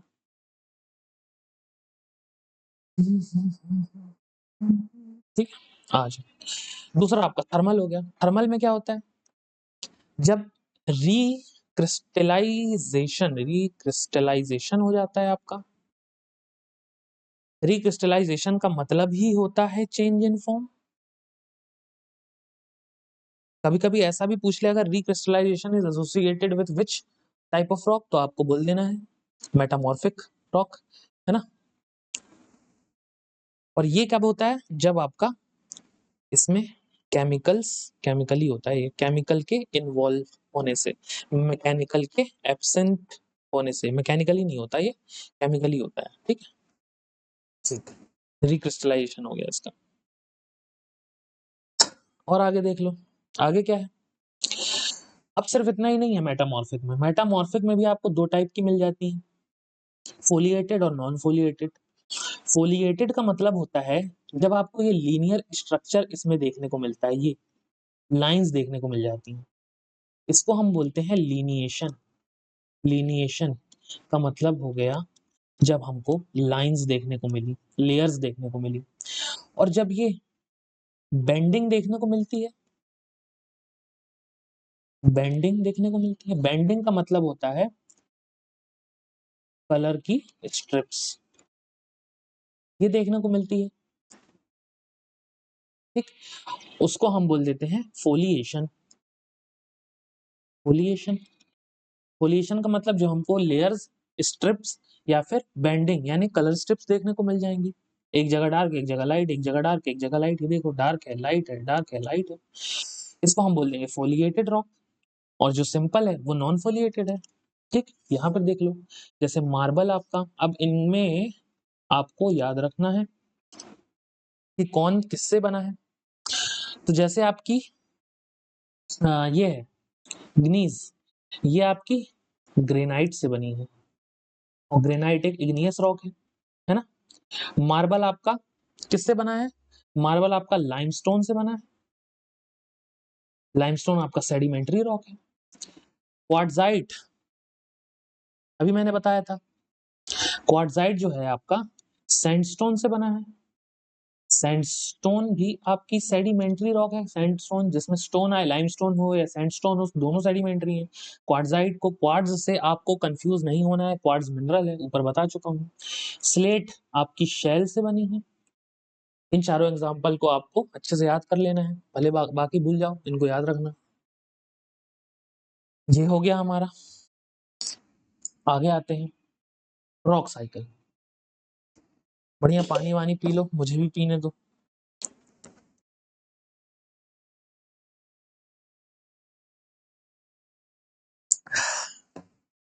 रॉक साइकिल क्या होता है? रॉक साइकिल आपकी वो होती है, इसके कहने का मतलब है कि कोई भी रॉक हो, चाहे आपकी इग्नियस हो, चाहे आपकी सेडिमेंटरी हो ना, सेडिमेंटरी रॉक हो, चाहे आपकी मेटामॉर्फिक रॉक हो। इग्नियस आपकी सेडिमेंटरी बन सकती है, सेडिमेंटरी आपकी मेटामॉर्फिक बन सकती है, मेटामॉर्फिक आपकी इग्नियस बन सकती है, सेडिमेंटरी आपकी इग्नियस बन सकती है। सब हो गए? बस, और क्या, मतलब कोई भी रॉक किसी भी रॉक में परिवर्तित हो सकती है, इसके कहने का मतलब ये है। कैसे? अभी तुमको दिखाते हैं, ये देखो, मैग्मा निकला, मैग्मा निकल के ठंडा हुआ, कूल हो गया, इग्नियस रॉक बन गई। इग्नियस रॉक में तोड़फोड़ हुई, वेदरिंग हुई, लिथिफिकेशन हुआ मतलब कंपैक्शन हुआ, जुड़ गई। सेडिमेंट्स उसके ये फ्रेगमेंट्स होते हैं, फ्रेगमेंट्स यानी छोटे छोटे टुकड़े, सेडिमेंट्स छोटे छोटे टुकड़े, इनमें कंपैक्शन हो गया, लिथिफिकेशन हो गया, ये आपकी सेडिमेंट्री रॉक बन गई।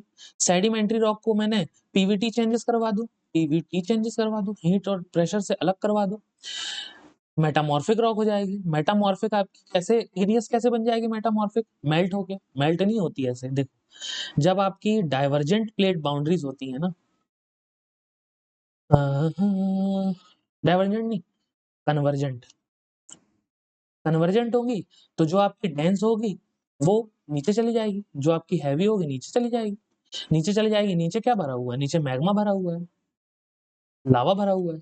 जब ये वाली रॉक आपकी नीचे गई, नीचे लावा भरा, ये मेटामॉर्फिक थी, नीचे गई, नीचे लावा से पिघल गई, पिघल के फिर से दरार से ऊपर आई, दरार से आपके लावा से फिर से बाहर आ गई, वापस इग्नियस बन गई, समझ गए, सॉलिडिफाई हो गई, मेल्ट हो गई, इसको बोल दिया हमने इग्नियस रॉक हो गई। तो कोई भी रॉक किसी भी रॉक में परिवर्तित हो सकती, सेडिमेंट्री भी ऐसे ही इग्नियस बनती है आपकी कन्वर्जेंट प्लेट बाउंड्रीज के थ्रू, ठीक। ये आपकी रॉक साइकिल समझ में आई। इग्नियस में पीवीटी चेंजेस होके वो भी मेटामॉर्फिक बन जाएगी। मेटामॉर्फिक को तोड़-फोड़ कर दोगे, वो भी सेडिमेंट लेके अपने सेडिमेंट्री बन जाएगी वो भी। यानी कोई भी रॉक कभी भी किसी में भी परिवर्तित हो सकती है। चक्र चलता रहता है। सी फ्लोर स्प्रेडिंग थ्योरी, ये क्या है? अब ये जो सी फ्लोर स्प्रेडिंग थ्योरी है, पहले साइंटिस्ट को लगा कि कॉन्टिनेंट्स जो हैं हमारे, वो तो बहुत उबड़-खाबड़ हैं, उनमें पर्वत हैं, पठार हैं, है ना? ट्रेंचेस हैं, गड्ढे हैं। लेकिन इनको लगा कि सी ऐसा नहीं होगा, सी प्लेन होगा। तो उनको लगा चलो यार कूद के देखते हैं। जैसे ही कूदे तो हक्का-बक्का भौचक्का रह गए। नीचे तो और ज़्यादा डायवर्सिटी देखने को मिल रही है, और ज़्यादा पहाड़, पठार पता नहीं क्या-क्या देखने को मिल रहा है। तो सबसे पहले सी फ्लोर स्प्रेडिंग थ्योरी जो होती है, इसका मतलब है कि सी फ्लोर के अंदर अगर कोई डाइवर्जेंट प्लेट बाउंड्री वाली हरकतें कर रहा है, एक इधर, एक इधर, डाइवर्जेंट, ये हमेशा होगी कंस्ट्रक्टिव। क्यों होगी? पिछले लेक्चर में बताया था मैंने। कंस्ट्रक्टिव का मतलब होता है जब ये प्लेट खसक के इधर आती है, जब ये प्लेट खसक के इधर आती है, तो नीचे का जो मैग्मा होता है वो ऊपर आता है। ऊपर आता है तो सॉलिडिफाई होता है, सूखता है और एक नई रॉक बनाता है, नई रॉक बनाता है। इसी नई रॉक को नई क्रस्ट बोल देते हैं और इसे ही मतलब कुछ कंस्ट्रक्ट कर रहा है, निर्माण कर रहा है तो कंस्ट्रक्टिव बोल देंगे। और यहाँ पर क्या देखने को मिलेगा जब नई रॉक बनेगी तो यहाँ पर चेन चेन ऑफ वोल्केनोस बोल दो, चेन ऑफ माउंटेन्स बोल दो, छोटे-छोटे यहाँ पर हमें देखने को मिलते हैं। और इसे ही हम समुद्र के अंदर अगर ये फिनोमेना होता है, इसे बोल देते हैं मिड ओशनिक रिज। रिज मतलब चेन ऑफ वोल्केनो या माउंटेन्स। ये बात समझ में आई, इसको बोलते हैं सी फ्लोर स्प्रेडिंग। अब सी फ्लोर स्प्रेडिंग की थ्योरी किसने दी थी? ये हैरी होस नहीं हेस, हैरी हेस ने दी थी 1961 में। ये नाम आपको याद रखना है, हैरी होस ने 1961 में दी थी। अब केवल मिड ओशनिक रिज ही नहीं पाई जाती नीचे, और भी कई चीजें पाई जाती हैं। क्या-क्या पाया जाता है ये देखो। अब ये है पूरा ओशनिक बेड या ओशनिक बेसिन बोल दो इसको आप। इसमें क्या-क्या चीजें पाई जा रही हैं? तो सबसे पहले तो कॉन्टिनेंटल शेल्फ, ये देखो कॉन्टिनेंटल शेल्फ। अब इनमें क्या-क्या पाया जा रहा है उसको हम 2 पार्ट्स में डिवाइड कर देते हैं, मेजर और माइनर। मेजर में क्या आ जाएगा आपका? सबसे पहले मेजर में आ जाएगा कॉन्टिनेंटल शेल्फ। ये देखो ये सबसे पहले मेजर में आपका आ जाएगा कॉन्टिनेंटल शेल्फ। ठीक, कहाँ है? ये है। कॉन्टिनेंटल शेल्फ का मतलब वो जगह, यार पेन कहाँ है? कॉन्टिनेंटल शेल्फ का मतलब वो जगह जहाँ से कॉन्टिनेंट खत्म हुआ और आपका सी शुरू हुआ, ओशन शुरू हुआ। बीचेस नहीं, बीचेस के बाद भी जहाँ से आपका ओशनिक बेड शुरू होता है मेन, वहां से आपका कॉन्टिनेंटल शेल्फ, थोड़ी सी ये जमीन होती है, इसी को हम कॉन्टिनेंटल शेल्फ बोल देते हैं। यहीं पर आपके जो भी आपने फेंका होगा और जो भी समुद्र से आया होगा, जो भी कचरा हो गया, आपके फॉसिल्स हमें यहाँ देखने मिलते हैं, जो भी जीवाश्म है ना? यानी जो भी आपके जीव जानवर होंगे, फ्लोरा फौना होंगे, वो सारे मर गिर के यहीं पर इकट्ठे होंगे।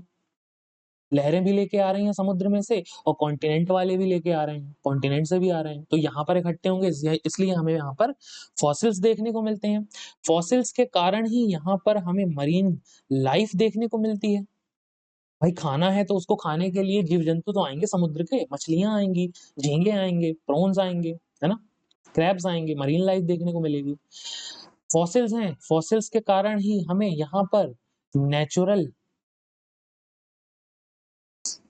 एन है एन natural gases, petrols, natural gases, oil, ये सारी चीजें भी देखने मिलेंगी। यानी रिच इन मिनरल्स होता है ये, यानी मिनरल्स भी होंगे यहाँ पर बहुत सारे, है ना? ये हो गया आपका कॉन्टिनेंटल शेल्फ। अब कॉन्टिनेंटल शेल्फ का जो ये स्लोप होता है ना, ये स्लोप ये 0.1 डिग्री से लेस होता है, 0.1 डिग्री या उससे भी लेस देन हो सकता है ना? ये आपको याद रखना है कॉन्टिनेंटल शेल्फ का जो स्लोप होता है। दूसरा मेजर जो रिलीफ फीचर होता है वो होता है ये कॉन्टिनेंटल स्लोप। अच्छा, कॉन्टिनेंटल शेल्फ को ही हम बोल देते हैं महाद्वीपीय मग्न तट। तो कॉन्टिनेंटल स्लोप को हम बोल देंगे क्या? महाद्वीपीय स्लोप को क्या बोल देंगे? ढलान। ढलान, ठीक। यानी कॉन्टिनेंटल शेल्फ के बाद ये ऐसी स्लोप देखने को मिल जाती है हमको। ट्रांजिशन होता है ये, है ना, कॉन्टिनेंटल शेल्फ के बाद। यहीं पर हमको सबमरीन कैनियंस देखने को मिल जाते हैं। अभी हम आगे देखेंगे। तीसरा हमारा मेजर रिलीफ फीचर होगा क्या? Continental rice. कॉन्टिनेंटल शेल्फ हुआ मतलब जो आपकी कॉन्टिनेंट खत्म और स्लोप जहां से आपका ओशन शुरू हो रहा है वो वाला बेड। उसके बाद आपको एक स्लोप देखने को मिलेगा। उसके बाद आपको एक फिर से एक राइज देखने को मिलेगा। देखो ये स्लोप है और फिर से एक राइज है, मतलब ये फ्लैट सरफेस है। इसे ही हम बोल देंगे क्या? कॉन्टिनेंटल राइज, ठीक। तीसरा आपका आ जाएगा क्या? Continental rise. चौथा आपका आ जाएगा, इसके बाद कुछ नहीं है, इसके बाद है डायरेक्ट ये पूरा प्लेन है डायरेक्ट। इसी को हम बोल देते हैं एबिसल प्लेन या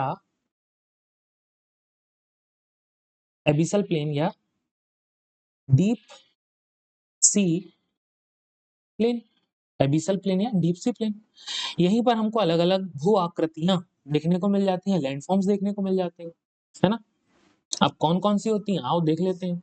मेजर में आपको सिर्फ ये 4 याद रखने हैं, बाकी आपको माइनर में कुछ याद नहीं रखना है। आपको मेजर के नंबर याद रखने हैं, माइनर बहुत सारे होते हैं। तो माइनर में कौन कौन सी होती है? मिड ओशनिक रिज मैंने आपको बता दिया, मिड ओशनिक रिज क्या होती है ना, इसके पहले वाली स्लाइड में ये देखा हमने मिड ओशनिक रिज, ये आपकी ये वाली सरफेस। सी माउंट देखने को मिलते हैं, समुद्र के अंदर जो आपके पर्वत होते हैं वो देखने को मिलते हैं। गोयॉट देखने को मिलते हैं। अब ये गोयॉट क्या है? गोयॉट क्या होता है? जैसे कि ये सी माउंट है, ठीक। अब बहुत सारी वेव्स चलेंगी यहाँ से, वेव्स चलेंगी तो ये जो इसका टॉप होगा ना इसको उखाड़ देंगी। वेव चलेंगी या फिर सुनामी आएगी जिस भी वजह से ये टॉप अलग हो जाएगा। तो एक ये फ्लैट टॉप्ड माउंटेन होता है समुद्र के अंदर, उसको हम बोल देते हैं गोयॉट, है ना, गोयॉट। ओशनिक आपको ट्रेंचेस देखने को मिल जाएंगी। ट्रेंचेस में आपकी कौन सी ट्रेंच है? इसका एग्जांपल है मरियाना ट्रेंच। ये कहां पर है? पैसिफिक में, पैसिफिक ओशन में। एक जगह है चैलेंजर डीप, वहां पर आपकी मरियाना ट्रेंच है। ऑलमोस्ट 11 किलोमीटर है डीप में, सबसे बड़ी ट्रेंच है पूरे वर्ल्ड में, है ना। सी माउंट हो गया, गोयॉट हो गया आपका। सबमरीन वोल्केनो हो गया, अंदर जो वोल्केनो होते हैं वोल्केनिक आइलैंड्स हो गए। सबमरीन वोल्केनो क्या होता है? ये जो वोल्केनो समुद्र के अंदर फट जाता है उसको सबमरीन वोल्केनो बोल देते हैं। लेकिन ऐसा वोल्केनो जो समुद्र की सतह से ऊपर चला गया, सरफेस के ऊपर आ गया, वो वोल्केनिक आइलैंड हो जाएगा अपना, ठीक। डीप सी फैन हो गया। डीप सी फैन क्या होता है? ये देखो, ये मतलब जहां पर भी ये सारे लैंडफॉर्म्स एकत्रित होके यूं फैन का शेप ले ले रहे हैं, थोड़े चपटे और थोड़े गोल, उसको डीप सी फैन बोल दिया। और गोल गोल है तो उसको अबाइसल हिल्स बोल दिया। ये देखो, ये सारे आपके ओशन के रिलीफ फीचर हैं। एक बात और यहां पर याद रखनी,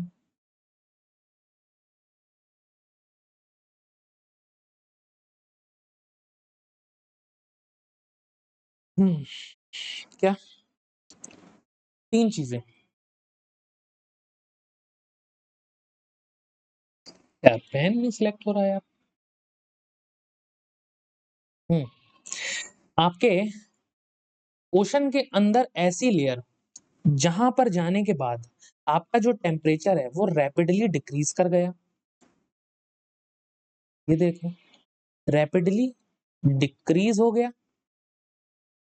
ऐसी लेयर को हम क्या बोल देंगे? थर्मोक्लाइन। थर्मोक्लाइन। ओशन के अंदर जाने पर ऐसी लेयर जहां से आपकी सैलिनिटी जो है, सैलिनिटी क्या होती है सबसे पहले तो ये समझो। सैलिनिटी का मतलब कितना ज्यादा सॉल्ट वाटर की मात्रा है। सैलिनिटी का मतलब सॉल्ट वाटर की उसमें जो मात्रा है कितनी है उस वाटर में, उसको हम सैलिनिटी बोलते हैं। तो आपकी जो सैलिनिटी है ओशन के अंदर एक ऐसी लेयर जहां सैलिनिटी रैपिडली इंक्रीज करती है, उसे हम कह देंगे हेलोक्लाइन, है ना। उस लेयर को हम कह देंगे हेलोक्लाइन। दूसरी बात, समुद्र के अंदर ऐसी लेयर जहां आपकी वाटर डेंसिटी रैपिडली इंक्रीज करे, उसको हम बोल देंगे पाइनोक्लाइन। इथनोक्लाइन मत बोल देना, पाइनोक्लाइन होता है। थर्मोक्लाइन क्या होता है? जहां से टेम्परेचर आपका डिक्रीज करे। हेलोक्लाइन क्या होता है? जहां आपकी सैलिनिटी इंक्रीज करे। पाइनोक्लाइन क्या होता है? जहां आपकी वाटर डेंसिटी इंक्रीज करे, है ना। ये होता है आपके 3 चीजें आपको याद रखनी, ठीक है।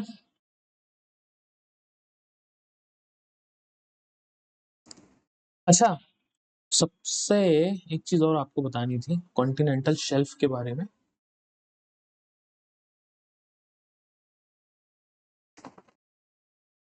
चलो हटाओ, अभी नहीं, आगे बताऊंगा।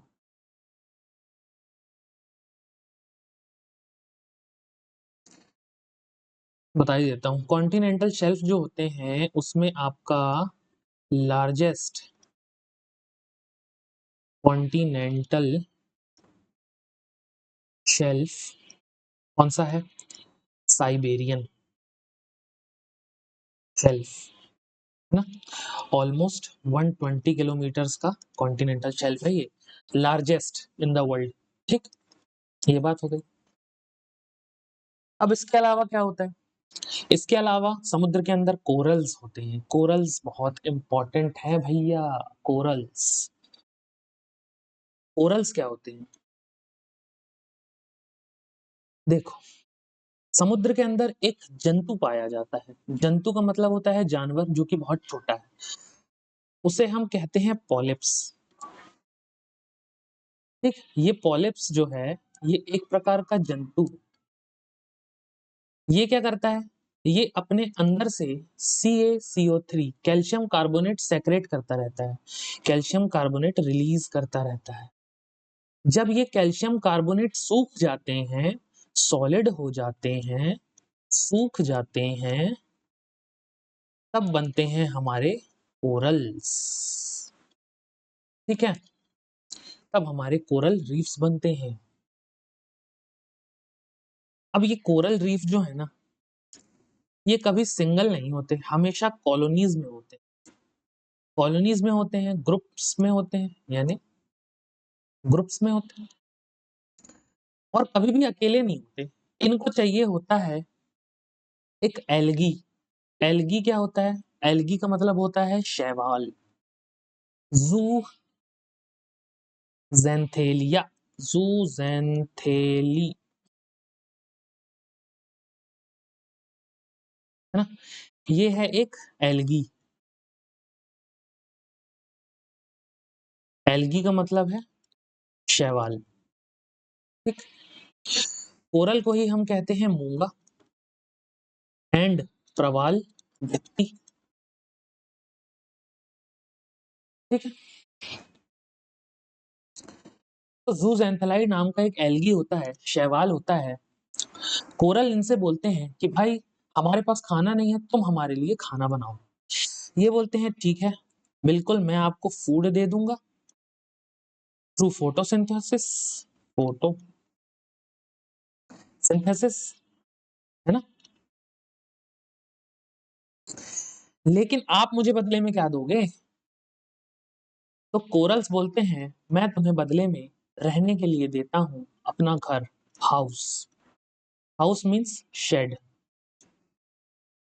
जूजेंथेलाई जो होता है वो खाना बनाने का काम करता है, और कोरल्स जो होते हैं वो इसको शेड देने का काम करते हैं। यानी जूजेंथेलाई कोरल के अंदर ही रहते हैं ताकि कोई भी वेव्स वगैरह से ये उठ के मूव ना हो, ठीक है। तो कोरल्स इनसे खाना बनवाते हैं और जूजेंथेलाई इनको इनका घर रेंट पे लेते हैं। ये दोनों आपस में ऐसे प्यार मोहब्बत से रह लेते हैं। अब होता क्या है कि इनका जो कलर है ना, कोरल्स का कलर, ये किस वजह से आता है? इनमें होते हैं कुछ डायगनो फ्लैगलेट्स। ये आज तक ना कभी पूछा गया है ना कभी पूछा जाएगा।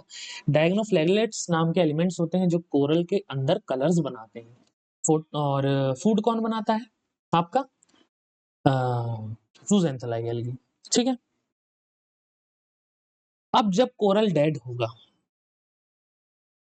कोरल जब डेड होगा, जब मरेगा, इसका जो एक्स स्केलेटन स्केलेटन होगा,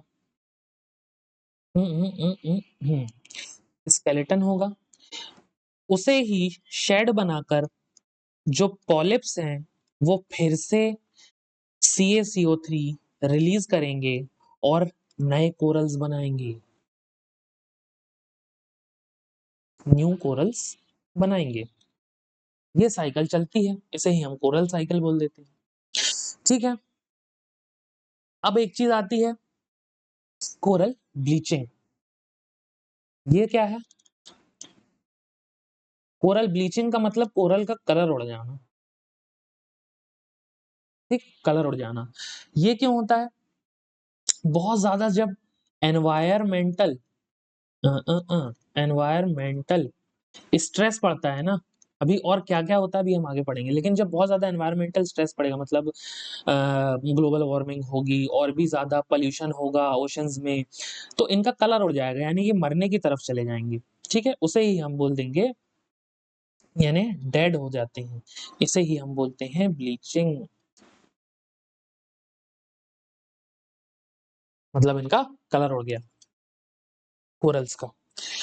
अच्छा, कोरल्स हेल्दी होने चाहिए तो हमारा एटमॉस्फेयर भी हेल्दी होगा, मरीन लाइफ को ये सस्टेन करेंगे, है ना? सुनामी वगैरह से हमें प्रोटेक्ट करेंगे, और बढ़िया बात है।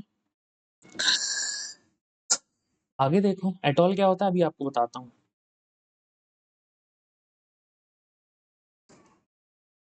हाँ, हाँ, हाँ। अच्छा, एक स्लाइड हमें और लगानी पड़ेगी। चलो यहीं समझा देता हूँ।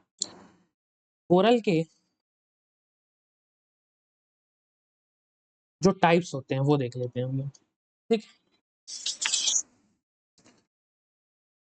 पहला आ जाएगा आपका फ्रिंजिंग, फ्रिंजिंग रीफ्स। ये क्या हो जाता है? ये बहुत क्लोज होते हैं, वेरी क्लोज, ये बहुत पास-पास होते हैं। दूसरा आ जाएगा आपका क्या? Barrier, barrier reefs.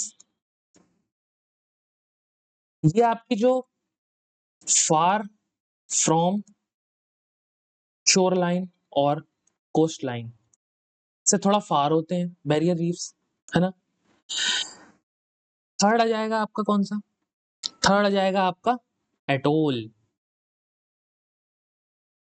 ये कैसी स्पेलिंग हो गई?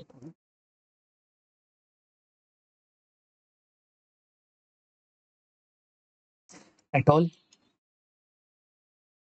एटोल क्या होते हैं? ये होते हैं एटोल। देखो, मान लो यहाँ पर कभी कोई सी माउंट था या फिर वोल्केनो था, वेव्स पड़ी, वोल्केनो उखड़ गया, या फिर जो भी हुआ, सुनामी आई या फिर कुछ भी वजह से वोल्केनो उखड़ गया। लेकिन जब वोल्केनो था तो कोरल यहाँ पर चिपक गए आके। कोरल को हमेशा चिपकने के लिए कुछ चाहिए होता है, ठीक, वो वोल्केनो के चारों तरफ आके चिपक गए।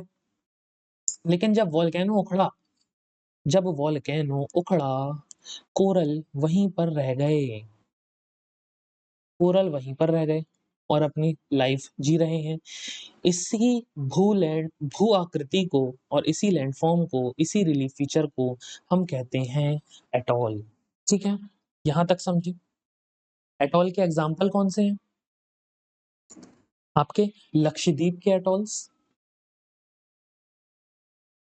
आपके लक्षद्वीप के एटॉल्स,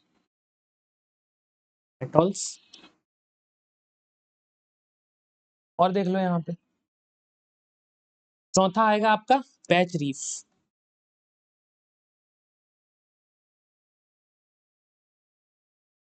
पैच रीफ्स क्या होती है?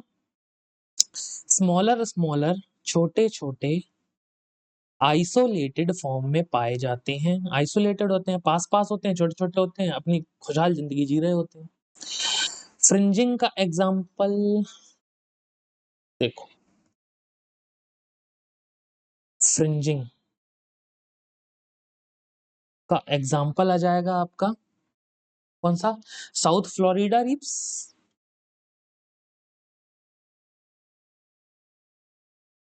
South Florida reefs, USA.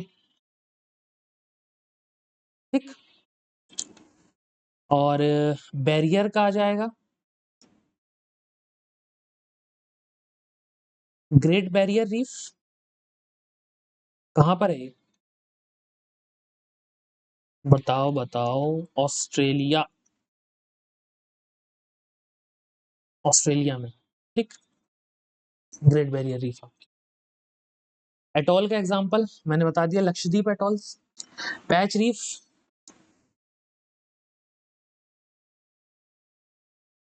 के एग्जाम्पल आपके क्या आ जाएंगे? बहामास पैच रीफ, बहामास वाला जो एरिया होता है आपका, पैच रीफ्स। ठीक, बहामास वाला एरिया हो जाएगा आपका। और कुछ कोरल के टाइप्स हो गए। अब कोरल को जिंदा रहने के लिए क्या क्या चाहिए होता है? सबसे पहले तो हम कलर चेंज करेंगे। कोरल्स जो हैं वो नेरेटिक जोन में जिंदा रहते हैं। नेरेटिक जोन चाहिए होता है कोरल्स। नेरेटिक जोन क्या होता है? नेरेटिक जोन वो होता है जो कि एक शैलो एरिया होता है ओशंस के अंदर, जहां पर आपकी फोटोसिंथेसिस हो सके, यानी फोटिक जोन होगा। फोटिक जोन का मतलब क्या होता है? फोटिक जोन जहां पर सनलाइट आपकी आ रही हो। सनलाइट नहीं आएगी, फोटोसिंथेसिस कैसे होगा? ठीक है, यानी कोई अपर लेयर ऑफ ओशन होती है ये, सनलाइट पेनिट्रेट करती है, तो उसे ही हम नेरेटिक जोन बोलते हैं। और आइडल कंडीशंस देख लेते हैं कोरल्स की। सबसे पहले तो इनको सलाइन वाटर चाहिए, सलाइन वाटर चाहिए, नमक वाला पानी चाहिए।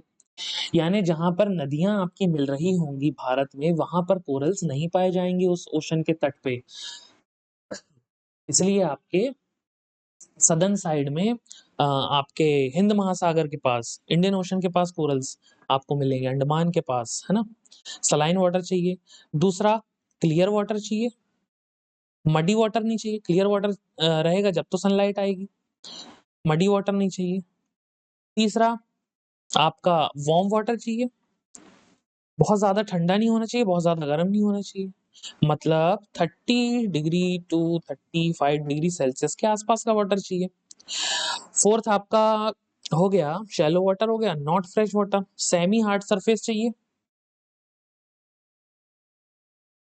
बहुत ज्यादा सॉफ्ट सरफेस पे कोरल्स आपके सरवाइव नहीं कर पाते। सेमी हार्ड सरफेस चाहिए। समझ में आती है इतनी बात? कोरल ब्लीचिंग के लिए कौन कौन सी चीजें जिम्मेदार होती हैं वो हम देख लेते हैं। पहला तो आपका, अगर बहुत ज्यादा हाई टेम्परेचर हो गया, कोरल ब्लीचिंग हो जाएगी। हाई टेम्परेचर का मतलब, हाई टेम्परेचर का मतलब जैसे कि बहुत ज्यादा हाई टेम्परेचर होने से, आपकी ग्लोबल वार्मिंग होने से, है ना, क्या होता है, CO2 जो है वो ओशन वाटर में एब्जॉर्ब हो जाती है। नॉर्मली भी होती है, लेकिन जब बहुत ज्यादा ग्लोबल वार्मिंग हो रही होगी, बहुत ज्यादा ग्लोबल वार्मिंग हो रही होगी, बहुत ज्यादा CO2 भी एब्जॉर्ब होगी ओशन वाटर में, तो ओशन वाटर जो है आपका कार्बोनिक एसिड बना लेगा। इसी से हमारा एसिडिक हो जाएगा, है ना, आपका ओशन एसिडिफिकेशन, एसिडिक ओशन नहीं, ओशन एसिडिफिकेशन हो जाएगा। ठीक, ओशन एसिडिफिकेशन हो जाएगा। कैसे हो जाएगा, ओशन ओशन में एसिड कैसे बढ़ जाएगा, कार्बोनिक एसिड की मात्रा बढ़ने से, जो कि CO2 ज्यादा घुलने लगेगी ग्लोबल वार्मिंग की वजह से, हाई टेम्परेचर की वजह से। कोरल तो वैसे ही गड़बड़ हो जाएंगी, नष्ट हो जाएंगी, क्योंकि उनको तो वार्म वाटर चाहिए ना, हाई टेम्परेचर में तो बहुत ज्यादा गर्म हो जाएगा पानी, है ना। एक्सट्रीम लो टाइड्स आती हैं जब भी आपके कोरल नष्ट हो जाते हैं, है ना। डिजीजेस, कोरल में अलग अलग तरह के डिजीजेस होते हैं, तब भी आपके कोरल नष्ट होंगे। तीसरी बात, कोरल की हेल्थ क्यों इंपॉर्टेंट है, ये देख लेते हैं। तो ये मरीन लाइफ को सस्टेन करके रखते हैं, मरीन लाइफ बना के रखते हैं। दूसरी बात, आपके इनमें मेडिसिन प्रॉपर्टीज होती हैं,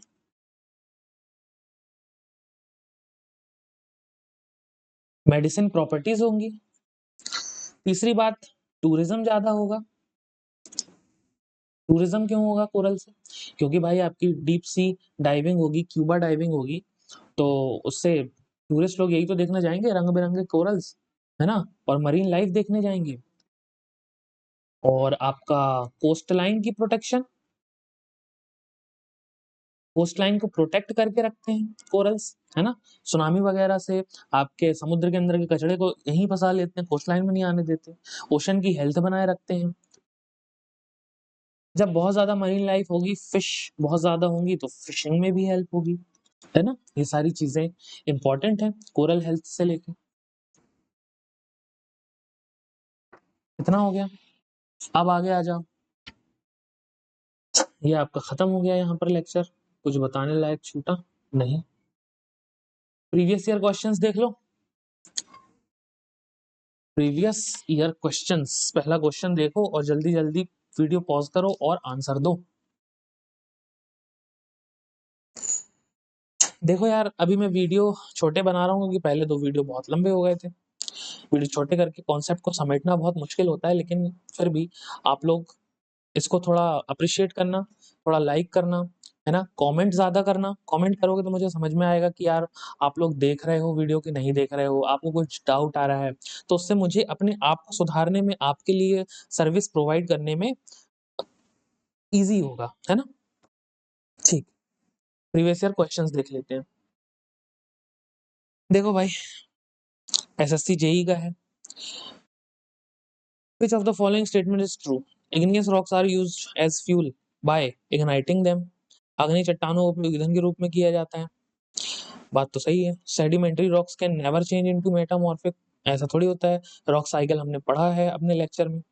igneous rock can change into sedimentary rocks over a long period of time. Igneous rock जो है सेडिमेंट्री में over a long period of time में चेंज होती है। सही बात है ना, चेंज हो जाएगी। Magma can from sedimentary rock on cooling, ठीक है, मैग्मा के ठंडा होने पर तलछटी चट्टानें बन सकती हैं, ये भी सही है।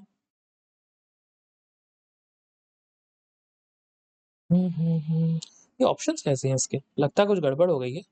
तो दूसरे वाले को छोड़ के बाकी सब सही है ना।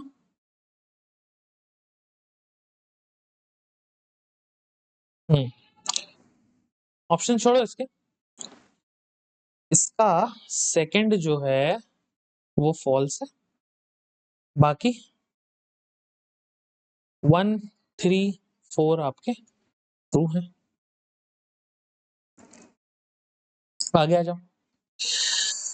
हाँ, विच of the following is not a rock? इसमें से क्या चट्टान नहीं है? Granite, limestone, marble, quartz. मैंने आपको स्टार्टिंग में बताया मिनरल्स की, क्वार्ट्ज जो है मिनरल है, मिनरल है ना, जो कि सिलिका एल्यूमिनियम का एक मिक्सचर है, जो कि ग्रेनाइट से बनता है, ग्रेनाइटिक है। क्वार्ट्ज आपका मिनरल है, क्वार्ट्जाइट आपकी रॉक है। तो इसमें डी इसका आंसर होगा। आगे आ जाओ। The process of measure various physical and chemical properties of the rocks and fluids within a well bore is known as well logging. किसी कुएं की वेल बोर के भीतर चट्टानों और तरल पदार्थों के विभिन्न भौतिक रासायनिक गुणों को मापने की प्रक्रिया को क्या कहा जाता है? वेल यानी कुआं, लॉगिंग यानी उसको खोद के उसके अंदर की चीजों की प्रॉपर्टीज की स्टडी करना वेल लॉगिंग होता है। आगे आओ, एसएससी जेई का क्वेश्चन है वो। आगे आ जाओ। Identify whether the following statement true or false. Select the correct option. रोको भाई, आंसर दो। On solidification molten magma form sedimentary rock. बताओ।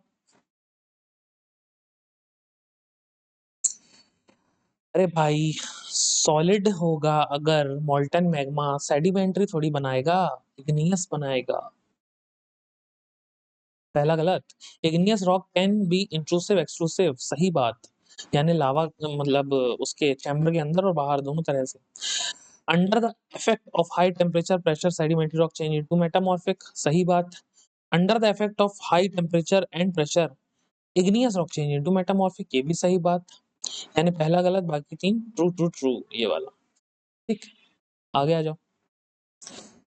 Which of the following is large group of rock forming silicate minerals that constitutes more than 50% of the Earth's crust and is widely used in the glass and ceramic industries? बताओ। मैंने आपको फेल्ड्स्पार पढ़ाया था। फेल्ड्स्पार क्या होता है? Crust जो होती है वो सिलिका प्लस एल्यूमिनियम, इन एलिमेंट्स से बनी होती है, और इन एलिमेंट्स को हम वाइडली रेंज में क्या बोल देते हैं? फेल्ड्स्पार। ठीक, ये पूछा है उसने। एम्फीबोल नहीं है, जियोलाइट्स नहीं है, पायरोक्सेन नहीं है ना, फेल्ड्स। अगर ये वाला लेक्चर आपने देखा नहीं तो देखना, क्रस्ट वाला पिछला लेक्चर, थर्ड वाला। आगे आ जाओ। Which of the following is yellowish green to green coloured gemstone often found in mafic and ultramafic igneous rock such as basalt, gabru, dunite, diabase and periodite? बताओ। इसका आंसर है आपका बोर्नाइट तो नहीं है, टर्मोलाइट नहीं है, गार्नेट नहीं है, ओलिवाइन। जो मैंने आपको चार्ट दिया है उसमें से आपको एग्जांपल्स रट्टा मार लेने हैं, ठीक है। आगे आ जाओ। Thank you. जय हिंद। वीडियो को लाइक कर दो यार, सबसे पहले कमेंट्स जरूर करो, है ना। कमेंट करोगे तो मुझे समझ में आएगा कौन सा पार्ट आपको नहीं समझ में आया, और आगे मैं उसको उस आगे वाले लेक्चर में सुधार दूंगा। शेयर कर दो। सबसे बड़ी चीज सब्सक्राइब करो। फ्री ज्योग्राफी कोर्स है यार, इसको बनाने में बहुत मेहनत लगती है ना, बहुत ज्यादा मेहनत लगती है। तो अगर आप लोग थोड़ा सा अप्रिशिएट करोगे तो मुझे भी अच्छा लगेगा। बाकी थैंक यू। टेलीग्राम चैनल यहाँ से जरूर ज्वाइन करो, जरूर, क्योंकि वहीं पर आपको इस लेक्चर की पीडीएफ भी मिल जाएगी, और जब ये पूरा कोर्स खत्म होगा आपको नोट्स भी बनाने की जरूरत नहीं है। डिटेल में नोट्स आपको इंग्लिश प्लस हिंदी दोनों मीडियम के मिल जाएंगे, ठीक। लिंक ये है और स्कैनर भी है, यहाँ ले लो, और ये वाले पुराने वीडियो देख लो, चैनल को यहाँ से सब्सक्राइब कर लो, ठीक है। जय हिंद।